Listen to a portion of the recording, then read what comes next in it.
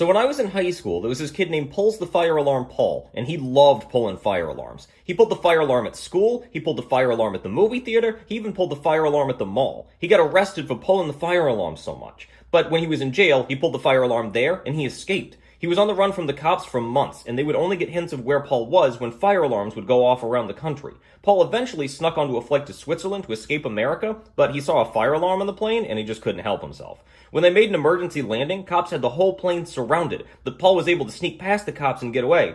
But then he pulled the fire alarm at the airport, and he got caught. Then they took him to a mental institution, and they put him in a padded room with no windows and no fire alarms. But when his birthday came around, they brought him a birthday cake, and they left it in the room with him. And then when Paul went to blow out the candles, the foam padding on the walls caught fire, and there was no fire alarm for Paul to pull. And Paul and everyone in the mental institution ended up dying in the fire. Paul was actually buried at the fire department, and they put a fire alarm inside his casket.